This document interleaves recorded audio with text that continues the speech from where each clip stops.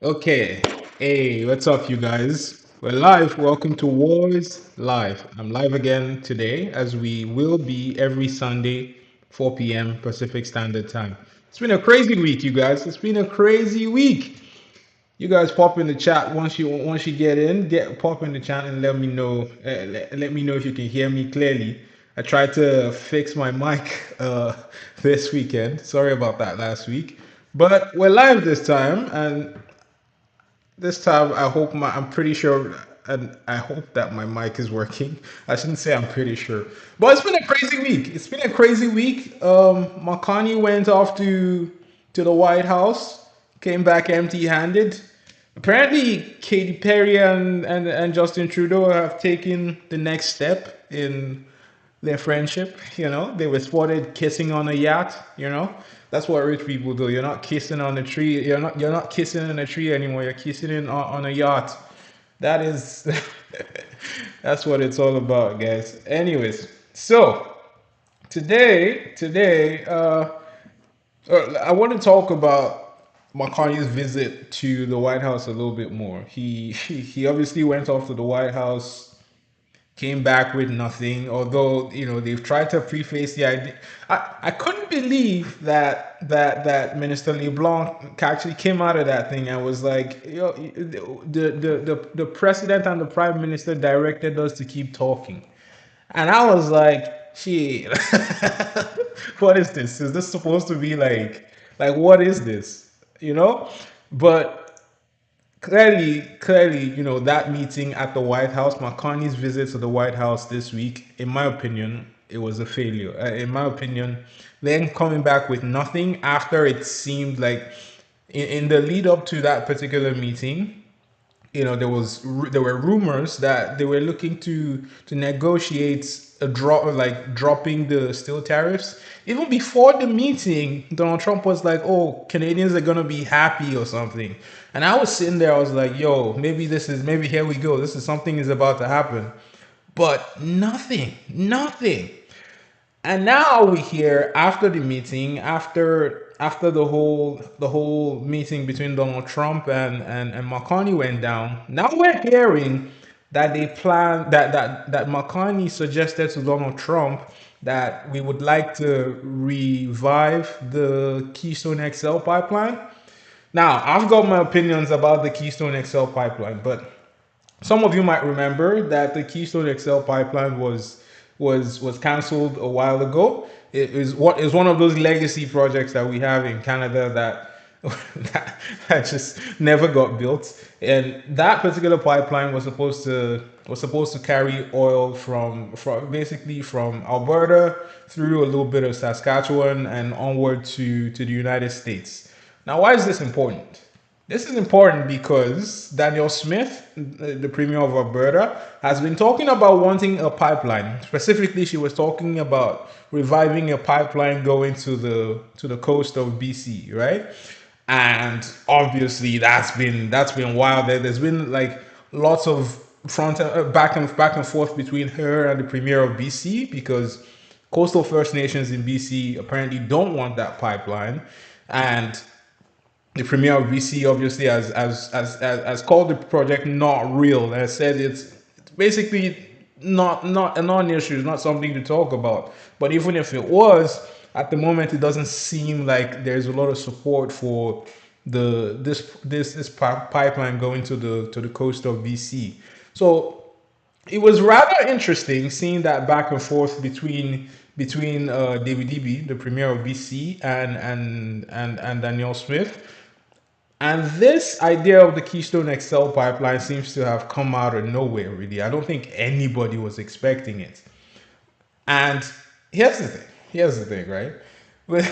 The Keystone XL pipeline is pretty convenient because, like, the timing of this, because it effectively sorts out this problem that, okay, Alberta wants a pipeline. They want to expand their production of oil and generate more revenues, obviously, that way. Um, but also, they're pretty friendly with the US, and this project already has basically all the approvals that it needs in order to proceed. So, and if you're going through, Alberta wouldn't have to deal with fighting BC for to be able to get this pipeline through, right? And this pipeline it will basically be a lot cheaper than a pipeline to the coast of BC, and I'll tell you why that is, right? So there's a there's a great logic to reviving the Keystone XL pipeline, and I'm curious there. It would seem that Mark Carney has pulled a blinder here, like no one saw this coming. But here's my own caveat to this. It seems too convenient, and you tell me if you feel like this as well. It just feels too convenient that this came up now. It would the conspiracy the conspiracy theorist in me is telling me that they're probably trying to buy time and that this will not happen. Now, I want somebody who's somebody who's a bit more discerning than me. If you guys are in the comments there, get in the comments and tell me, do you think this pipeline is a real thing, or do you think that the Carney team decided to leak this idea of the Keystone XL pipeline, knowing all the conditions that make it almost seems too good. It, there's two sides of this. It seems too perfect to not be deliberate, but at the same time, knowing like knowing I mean, it doesn't even make one of the here's one of the reservations I have with this pipeline. At the moment, we're trying to diversify away from the United States. So in that way, it does not make that much sense to proceed with the Keystone XL pipeline because that just puts us more into the hands of the Americans. And so, if you're telling me now that you're okay, you want to get back, you want to give more, or you want to expand, invest in a pipeline going to the United States, well, not we're trying to go the other way, which is what Daniel Smith's plan is supposed to do. At the same time, I also understand that obviously this pipeline to the US, it fits into a lot of infrastructure that already exists, especially on the US side. They have the refineries and the refining capacity to take Alberta oil. Unlike, on the contrary, the pipeline going to the west coast of BC will be expensive. It will be so expensive, especially now that I mean, the proposed route is probably going to go through like the Rockies, the Rocky Mountains, and so that is going to be expensive to go through rock like that, and then to go to the coast, and then it will probably take a long time to build as well because surely this is going to end up in court, right? Oh yeah. So Martin, I just got your chat. I'm just gonna pull up what you said here. Martin says, let's see. My chat sometimes gets frozen. Okay, Martin says, I predict I what is going on with my chat? Chat, come out. There you are. There you are. Now I can see you clearly. Martin says, I predict we will get the same as we got from the first 10 years death and failure. That's exactly what I'm saying. It feels too convenient that this came up now. And maybe that's just me after years of hurt and pain. I'm just like, the first thing in my head is, no, this can't be real. Like, it's just like at the moment we know okay Trump is in favor of this pipeline. Why wouldn't he gets oil at a discount and he gets to make a massive profit on it because we're too stupid to develop our own infrastructure. Okay, and maybe it's even too late to even do that now because in by the time that pipeline is even completed, and this is a point that the Bloc Québécois leader has put forward a few times in the House. By the time we're done building all these projects, they might be outdated. We might not be able to actually make our money back. Yeah, yeah. Martin is saying saying he agrees with my take there. So it just feels a little bit like the Carney people are trying to buy some time with this. That's the way it feels to me, and it doesn't make sense strategically. And if someone has a reason why this would make any sense, that we're trying to build and sell more oil to the United States. I mean, the only thing, if I was really, really, really, really digging for it, is that, Mark Carney knows that he probably won't be able to get a pipeline to the BC coast in good time, and he's trying to create a contingency plan. I think that's the way I see this, right? And he knows that he could have a fight on his hands if he cannot get Alberta a pipeline, because we know the separatists are ready for a fight right now, right? So like if he cannot get a pipeline, and Daniel Smith really wants to have a go at it, then we could be talking about separatists being emboldened a little bit more, right?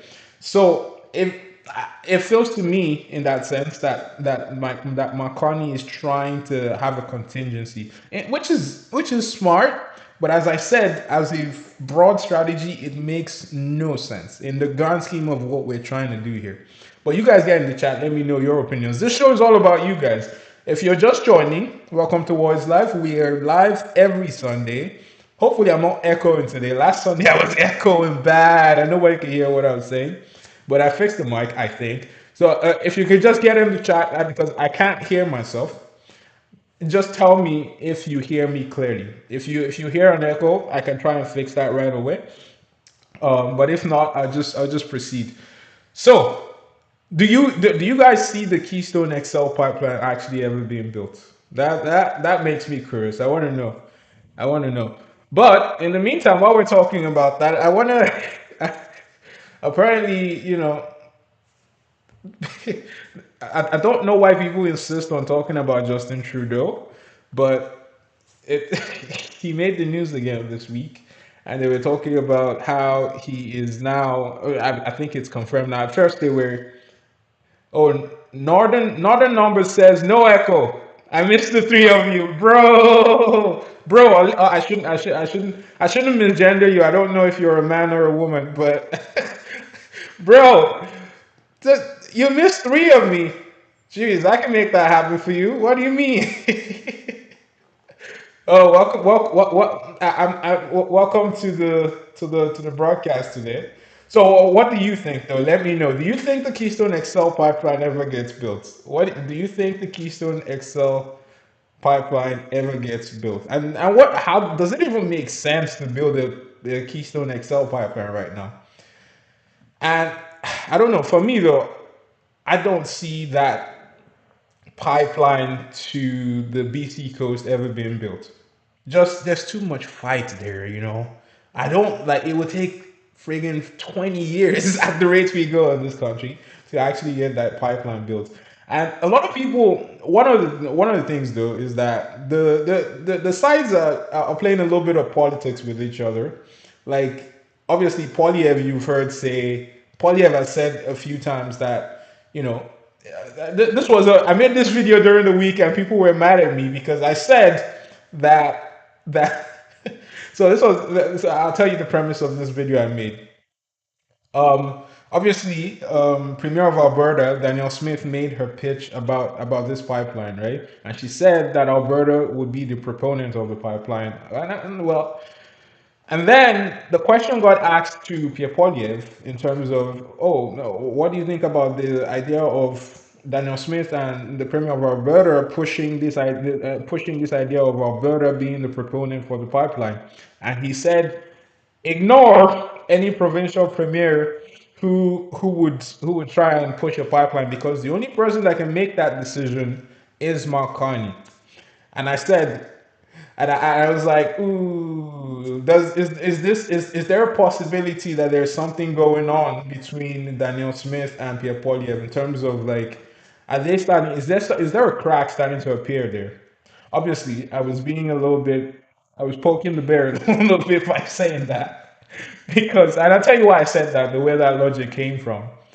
Obviously, Daniel Smith has softened her stance on McCartney a bit recently. She seems willing to actually work with the federal government right now, and I don't know if a lot of people agree with that. Do you agree with this new approach I don't know if you're an Albertan in the chat. Just give me a thumbs up or something.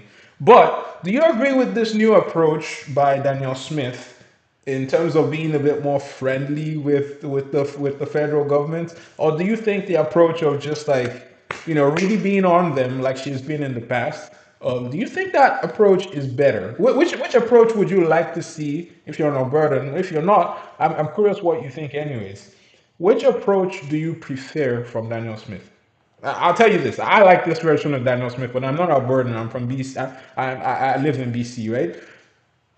I prefer this version of Daniel Smith. I hated that she was going off to the United States and almost like begging on bended knee for like when the tariff whole thing started in the first place. That's just my opinion. I did not like that. I think he gave off a very bad look, right? Especially because, to my knowledge, I don't think that approach worked, and it hasn't worked in a sense so far. I mean, I'm pretty sure the Alberta oil still has 10% tariffs from earlier, which I don't think that approach worked. But how? What do you guys think? Do you think would you like to see like the terrier kind of like Daniel Smith going after the feds, or do you prefer this more mellow version of Daniel Smith that's trying to see how things will work out? She even called for patience with Mark Carney, which was out of left field, which was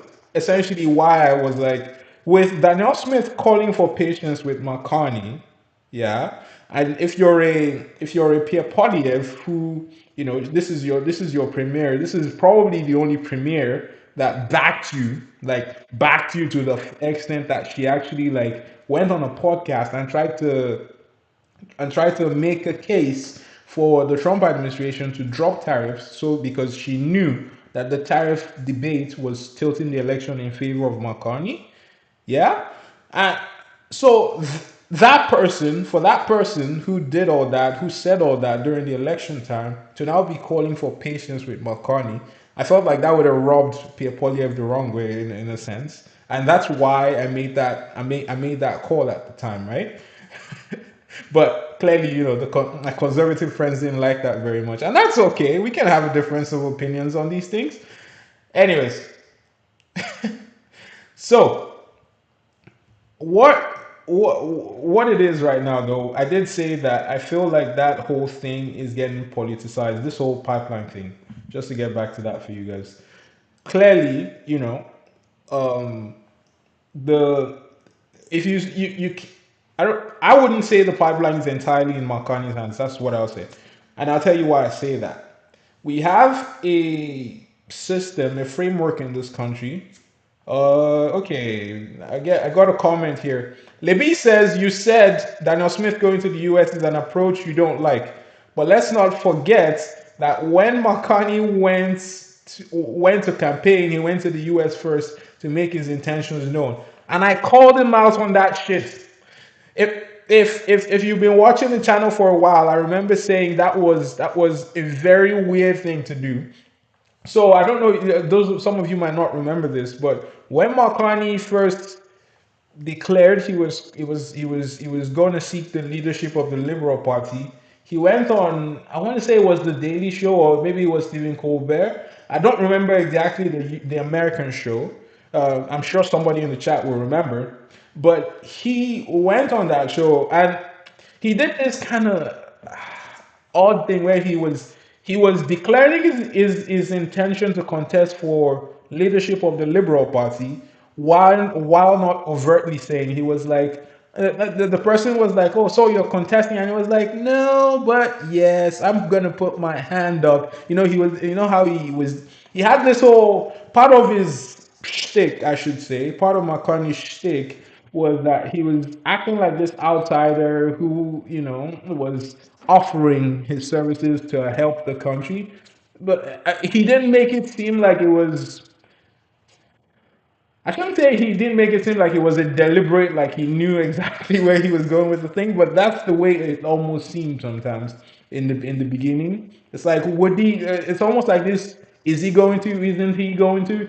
But the very first time we saw McCartney speak publicly, about wanting to contest for leadership of the Liberal Party was actually on an American show. And I remember being livid at the time. I was like, what the hell is he doing? You're not contesting for the for the prime minister or the president of the United States, my guy. Like, come back home and do this at home. Yeah. Anyways, Northern Numbers, before I miss out on the chat, Northern Numbers says, it feels like she's getting up a bit to say that we genuinely tried and we're still shut down by the feds. Okay, so let me address that, Northern Numbers. Here's my perspective on this. We have a framework, and that's what where I was going before I got into Libby's chart there.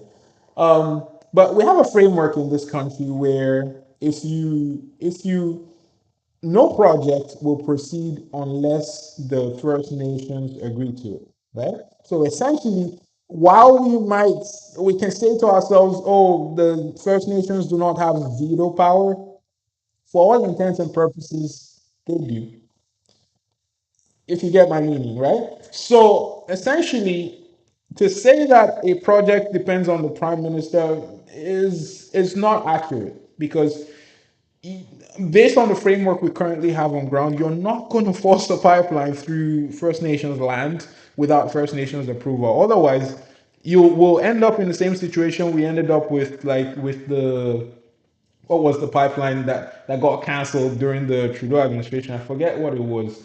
But I forget the exact name of that particular pipeline. But that pipeline got canceled, and people like to blame Justin Trudeau for the reason that pipeline got canceled. But if you kind of go through the court cases that were involved there, you know that First Nations it got struck down because the First Nations said that the consultations were inadequate at the time.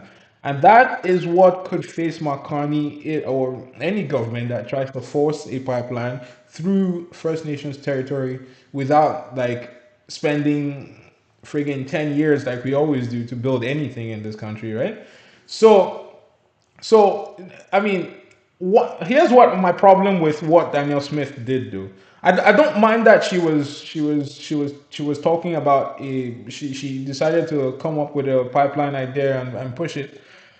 My problem is that it was evident to me that it was more of a photo op than it was an actual like well laid out plan. And I'll tell you why I say that. She when she was asked a question in terms of how much work had been done to consult with First Nations, and she said they are basically starting the process. That she has directed a minister to start the process. So why are you making a friggin' announcement then, right? Like, why are you doing that? So she clearly hadn't done the groundwork to that would make the project more likely to get like a warm reception. She just, for all intents and purposes, she just dropped an announcement out of the blue, and that rubbed me the wrong way. That's just my opinion. Anyways, Libby says, so to me, what's the difference between Mark Carney and Daniel Smith? They both went to the master to bend the knee. Jesus. Why are you so harsh on this country, girl? Oh my God. So Libby's is an OG fan of the channel, and she comes in with some absolutely scorching, scorching criticism sometimes. And no, it's it's slightly different because Makani is our representative as a country. Now, when you're a Daniel Smith and you're breaking rank and going rogue and going off to the United States, and you could tell going to the United States that Daniel Smith wasn't being taken seriously. It's a fact. At some point, she went there to try and meet Donald Trump. Never happened. She went there during the inauguration, trying to get into the inauguration. Never happened. That is embarrassing. And this is and I say this with the deepest respect for what she stands for because I know that or I shouldn't say I know. It appears to me that all our actions are designed for the betterment of our burdens, But at the same time, I don't know why she thought that was a good strategy, right? Breaking rank like that. But that is becoming, to be fair, she's the only one that did it to that extent.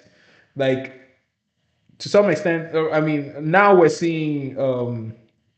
Actually, this is a good segue for me to move on to. I wanted to talk about the EV tariffs with China, because you might have seen, and if you guys still want to talk about, this whole Keystone XL pipeline, you can get in the chat. Don't worry, we can always jump back and forth.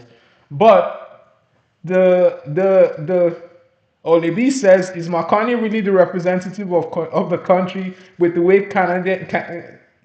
Canada is structured as three representatives?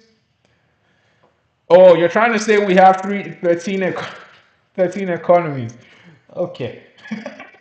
Well, that's what McCartney's trying to fix. He's trying to make sure that we have one economy instead of 13. Okay? So I want. Here's what I'll tell you guys, though. Here's what I'll tell you guys. I know there is no one rep for Canada. There are several reps. It is a mosaic, right? Come on. Anyways, yeah, here's what I'm gonna say to you guys. Whether you, in my opinion, whether you voted for McCartney or not, and I'll tell you my perspective on this. Whether you voted for McCartney or not does not matter right now, and I'll tell you why I say that. If McCartney fails, we are all fucked. Pardon my French, but we're all fucked. So it is important that McCartney does not fail. So I hope with all my heart. I know some people think, oh, McCartney's gonna fail, and then we're gonna get Pierre Polyev or some other person, or maybe people are gonna vote a conservative next term. That does not matter. That stopped mattering to me, at least, after the election was over. When we get into another election season, you guys can pick a side, and I don't care which side you're on. It's fine. You can be a liberal. You can be. That's this channel is all about meshing people from different perspectives, and hopefully, we can have healthy discussions without insulting one another. That's what I want this community to be. And if you were here like during the election period, I would never tell you who to vote for. That's not what we do here.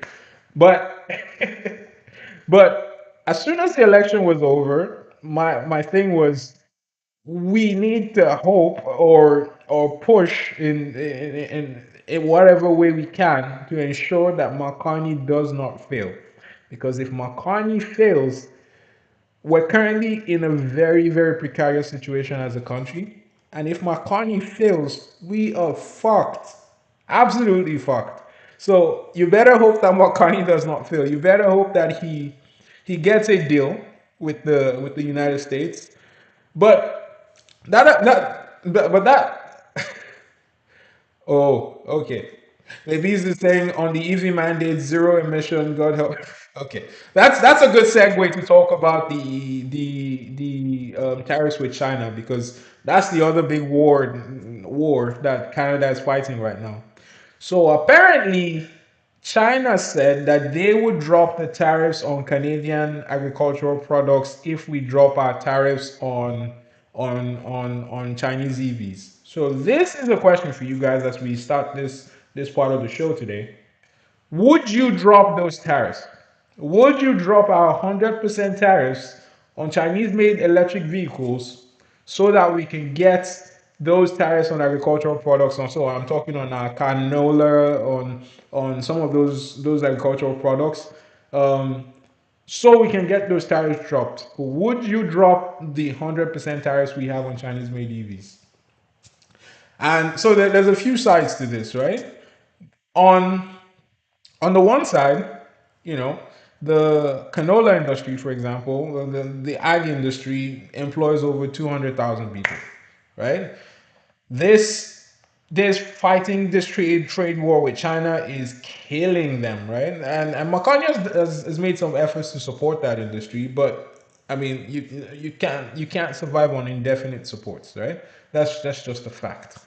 So so that's the one side of this where the canola industry and the ag industry is an industry for today. That industry is actively providing jobs right now for quite a few people.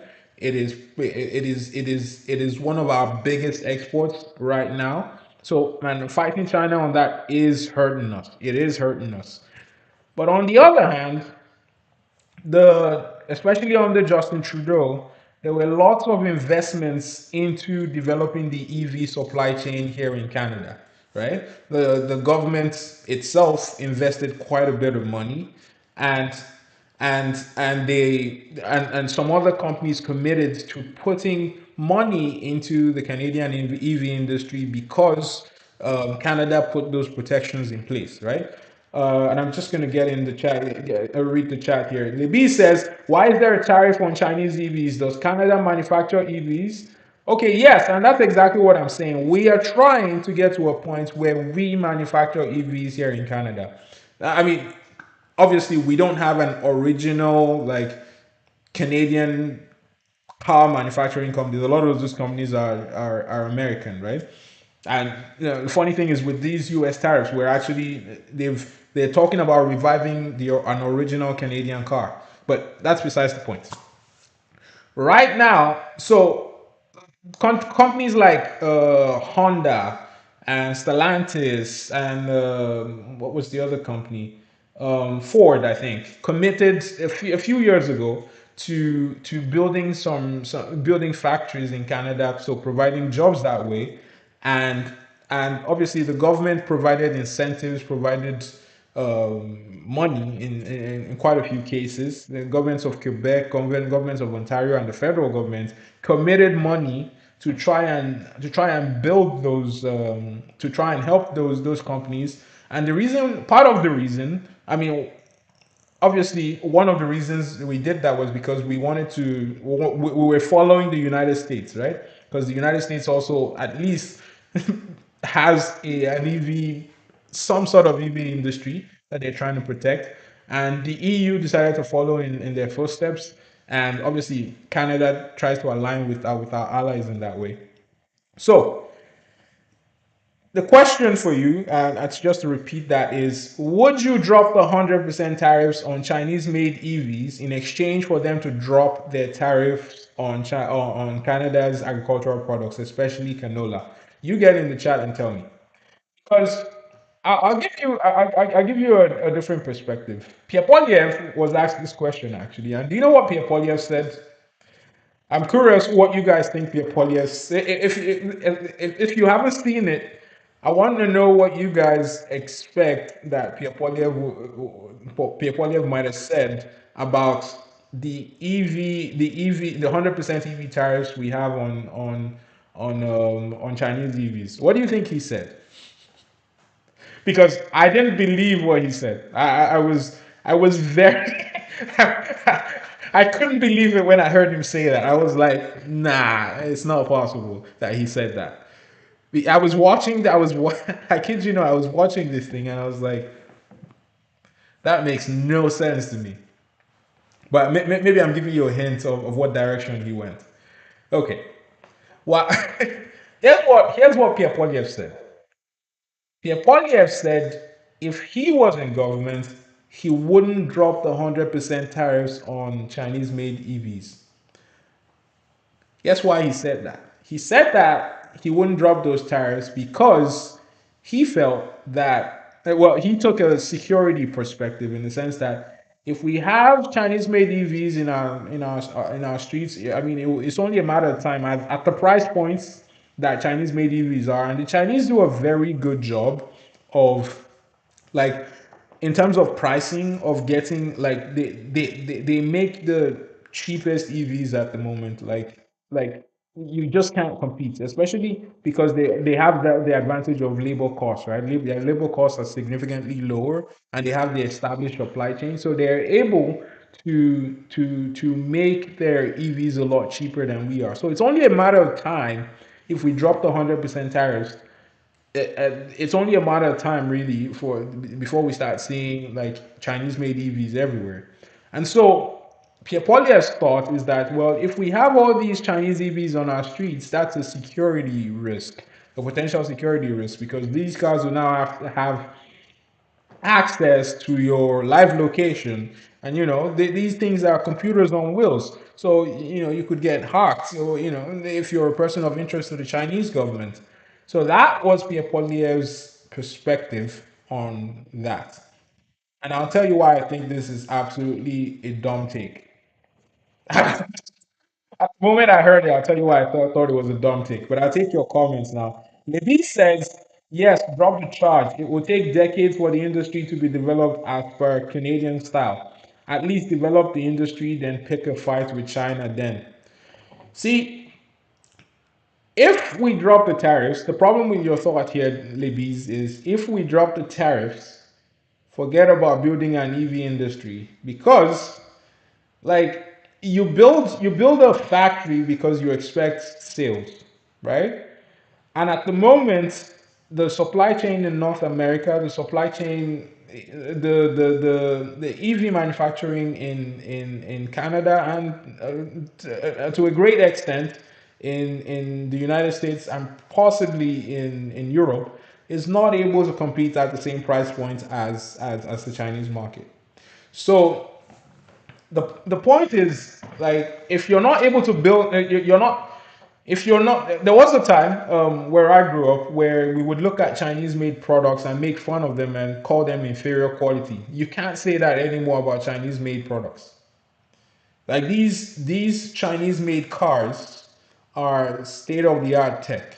They're state of the art technology, and they're making it at they're making these for they make their target is for you, for your everyday car to be like a short range EV that you can kind of drive within the city. And they're making it at price points that you can't compete with if you're North America. Just, I mean, especially because of our labor costs, right? And our supply chain. So what the point is, if you drop those tariffs now, it will it makes it harder for you to catch up. Now, when we announced those 100% tariffs, companies like Honda were looking to take advantage of those the protectionism that we were setting up there. Companies like Honda, like Ford, like I said, like Stellantis, were looking to take advantage of those protections that we were putting in place, knowing that we were effectively shutting out the Chinese market. They knew that they could not compete with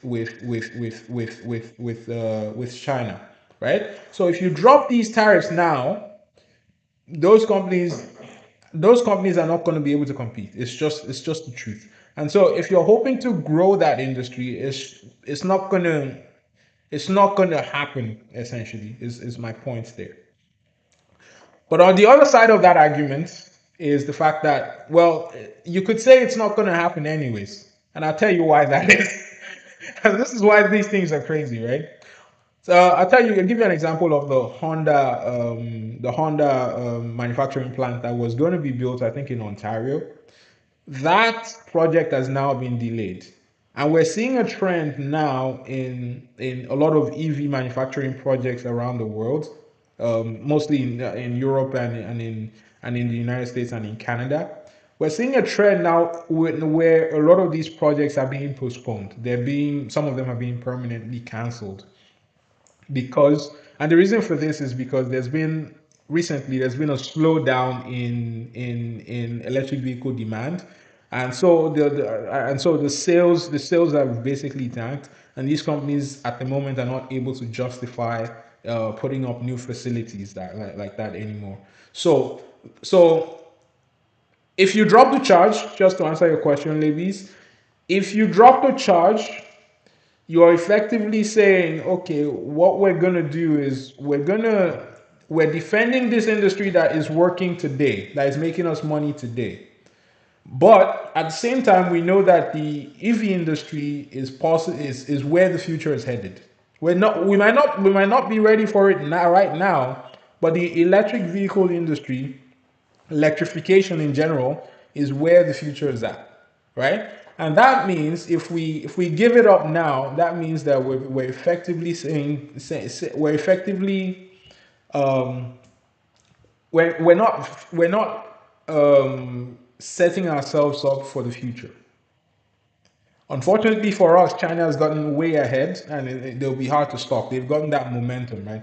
So I want to get back to why I told you that Pierre Poilievre's idea about the potential security risk of allowing Chinese EVs in Canada is absolutely stupid. I'll tell you why I said that. Where do you think your iPhones are made? You know, where do you think your Tesla is made if you drive a Tesla? Where do you think your iPhones are made? Last I checked, I think about 60% of the Teslas right now, I think it was 60%, are made in China right now.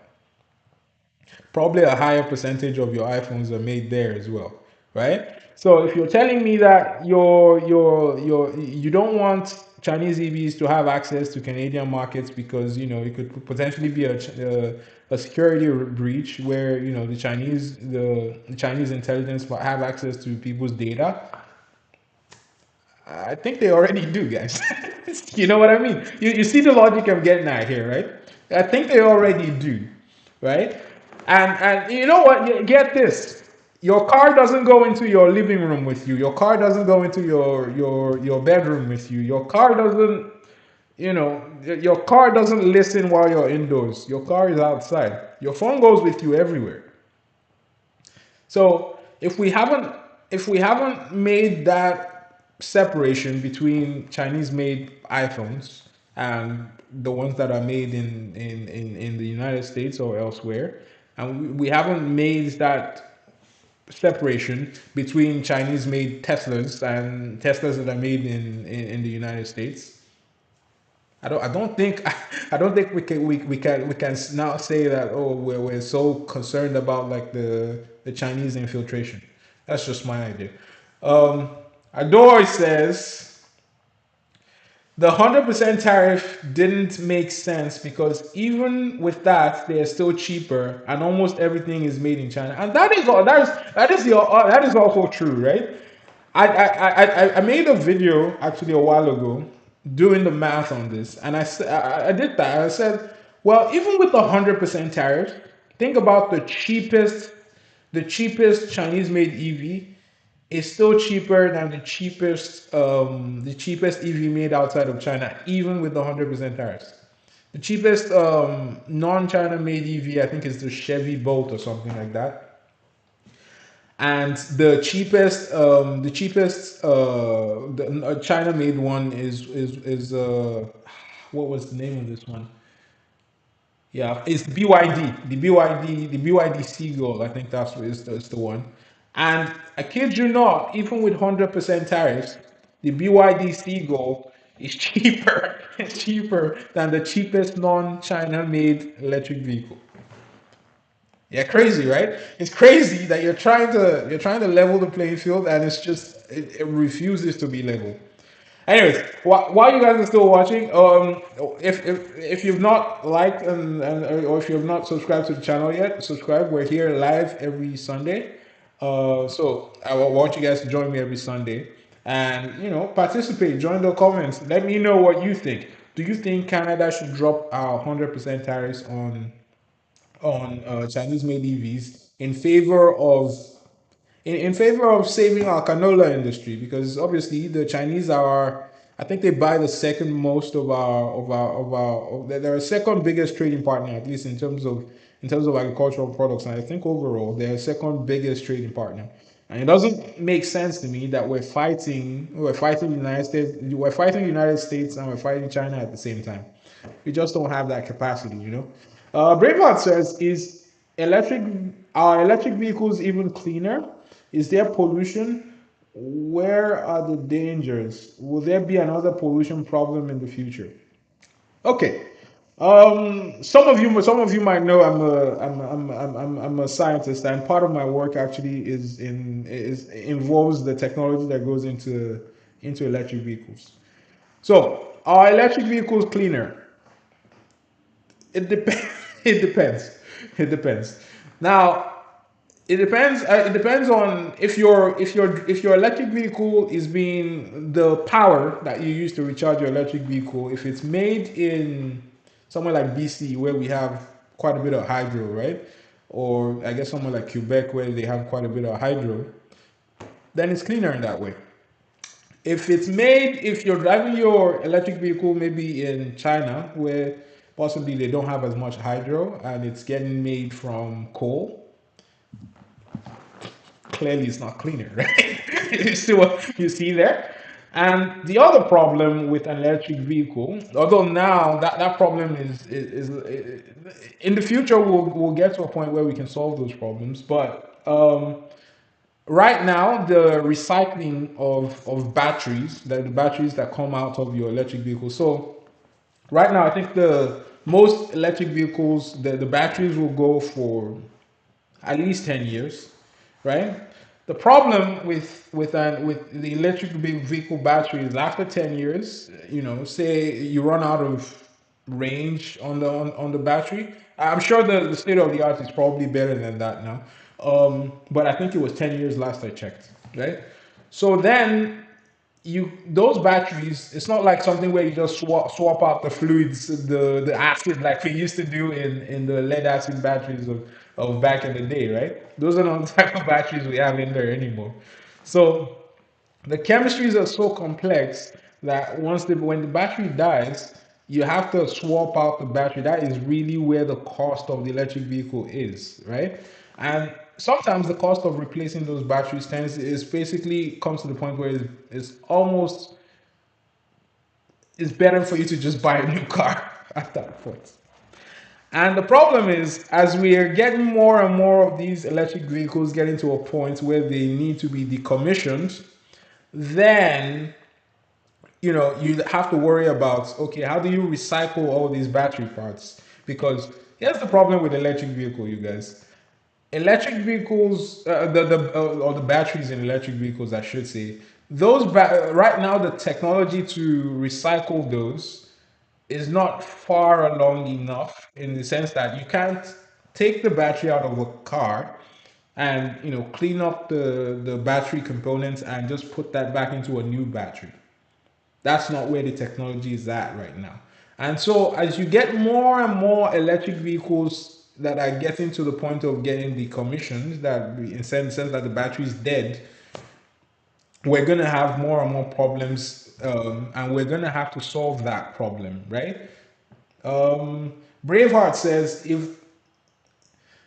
if the government is, oh, you need to proofread some of these things when you type. You make it hard for me to read you.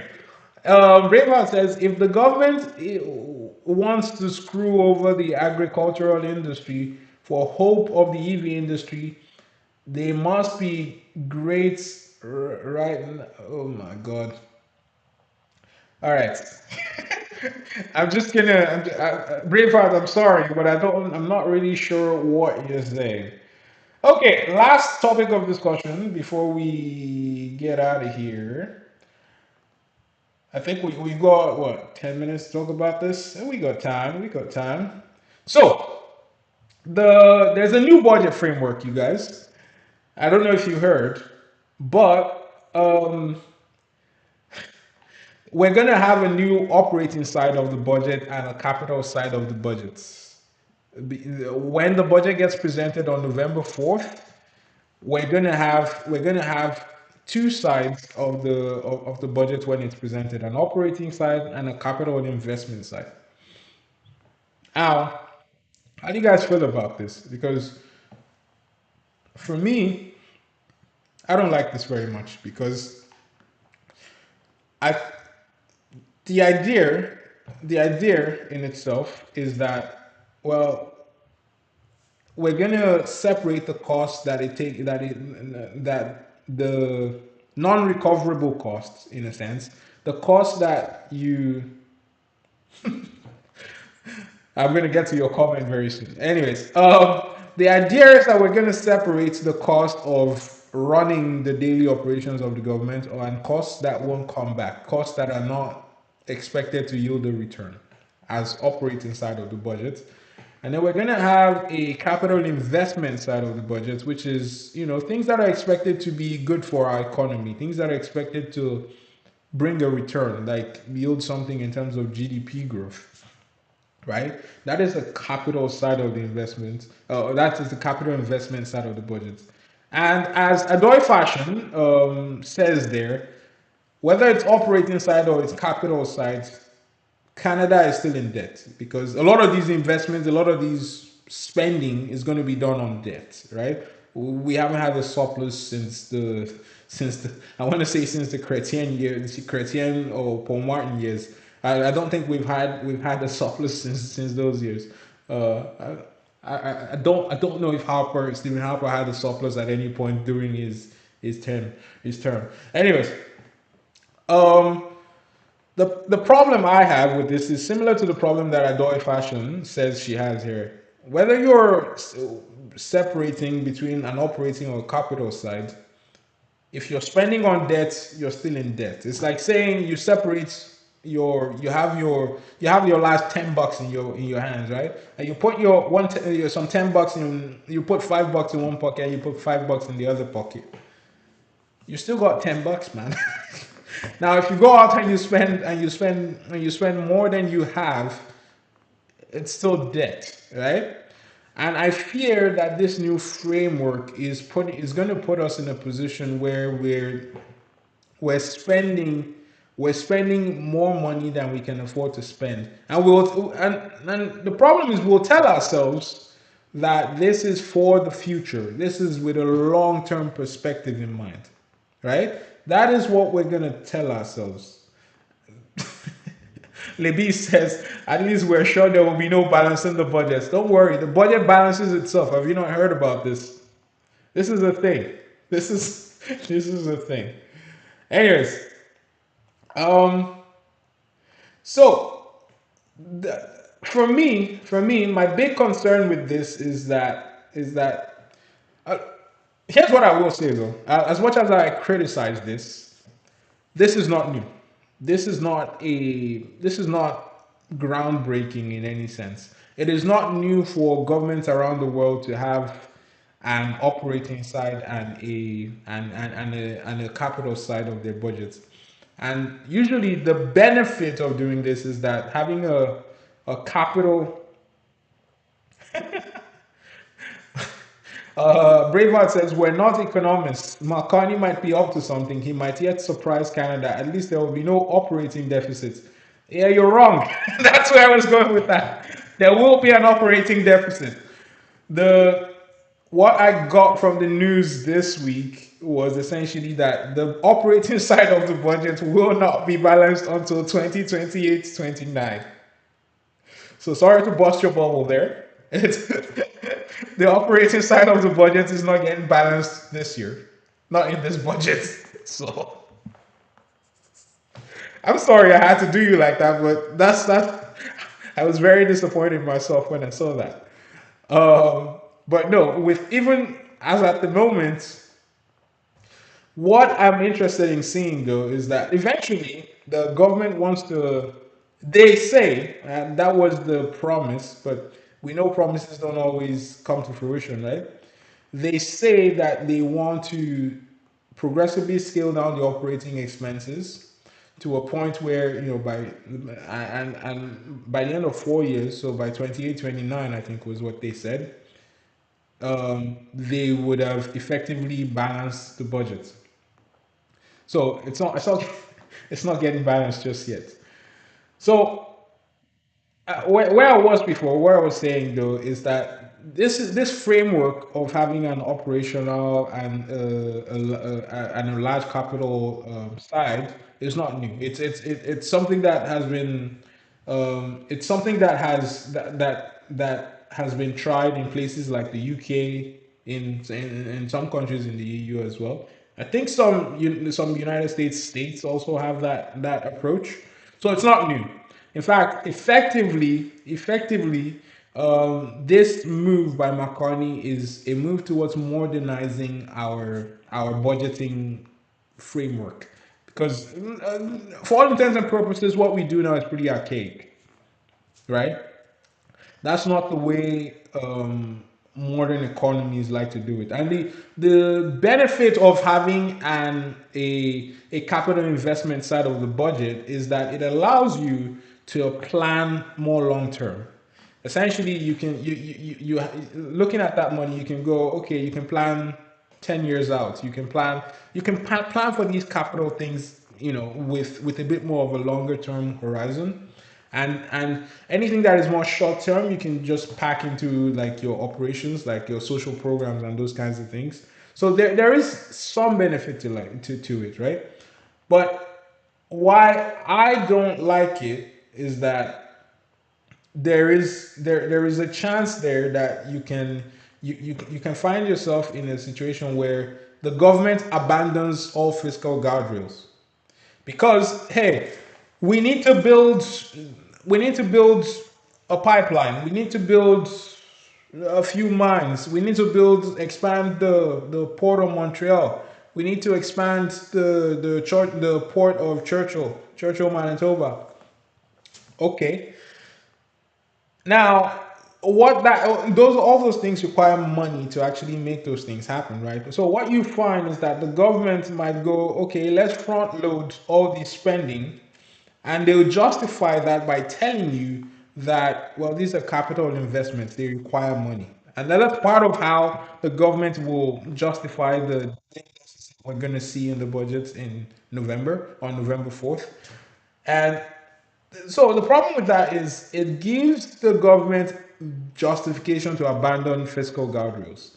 And if they abandon fiscal guardrails, I fear that could, if it doesn't work out, if they abandon fiscal guardrails and their plans don't work out, so i.e. they spend a bunch of money like we've done in the past, and the revenues that they hope to achieve do not materialize. So here's something. This is something I've told you guys a few times, right? I don't have a problem with the government.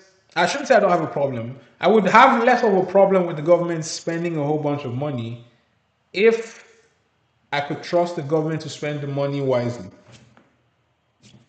I know it's wild. It's wild to say that in 2025.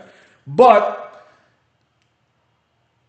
taking on a bit of debt allows them to front load a bit of development. And if I could guarantee that the government would spend the money wisely and we would see tangible GDP growth with their spending, I would have no problem with them spending. Now, my problem is that the government has not shown themselves to be capable of spending money wisely or spending taxpayer money wisely.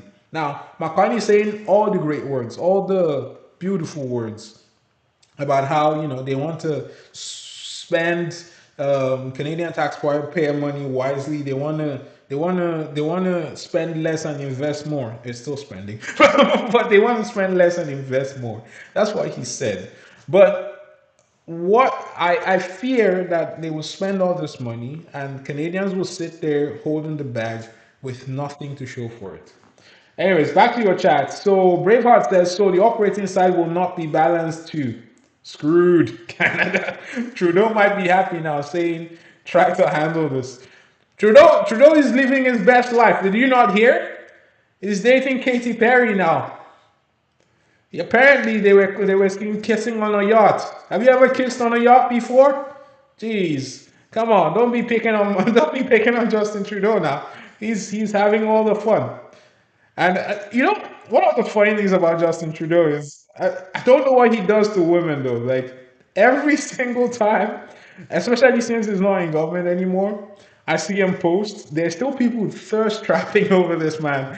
I'm just like, come on, you guys, pour some cold water on yourself or something. Anyways, Libby says so it will allow McCartney to pull a Trump and Biden and write a blank check. What do you mean by that? What do you mean by that? Um, did Biden write a blank check? I know Trump pulled a sort of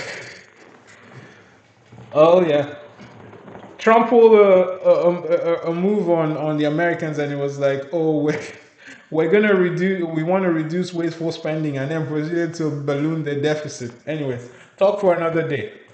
But what I was saying is that my fear with this whole separation of the budget into a into an operating and the capital expenses side is it gives the government justification to abandon fiscal guardrails, right?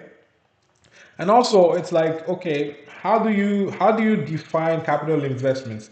If there's any little bit of like, if there's any little bit of like a gray area there in terms of definition of capital investments, then we end up in a position where they're putting money effectively into a hole that never and that money you never see that money again.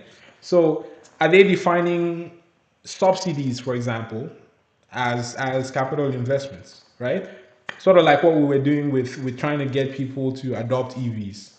Okay, are those regarded as capital investments or operating investments?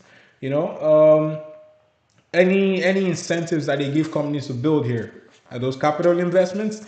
So those are the definitions that maybe are not going to be clear or are not clear yet, and we'll see what those turn into. But also with this whole capital investment thing, right? I fear that there is a chance that they'll get, yeah, there is a chance that it allows them to get into a little bit of creative accounting. And we saw this with the Arrive Canada and GC Strategies debacle, right? Where the government was paying this much money to a company, GC Strategies, to try and create one of their projects was the Arrive Canada. And in the end, when the Auditor General went through the spending that went into that project, they basically said, well, it was clear that the Canadian people, did not get value for the money that was spent. Anyways, that those are my fears of this new framework of investing. Anyways, you guys have been great again today. You guys have been great again today. And I'm glad we could sort out the mic situation. I'm glad it worked a bit better today. And for northern numbers, at some point maybe I'll try and get my three voices in there since you like to hear me three times. I like my I don't like to hear myself that many times, but you know, whatever makes you guys happy. If you guys want the echo chamber back, I can make that happen for you. Anyways, like like the video. Obviously, share with your people. Get you can invite people into to join us next week as well. We'll talk about next week. I'm not too sure what we'll talk about, but we will see. We will see. I'm sure something will come up during the week. Anyways, thanks for joining me. Subscribe to the channel. I'll see you guys next time. Take care.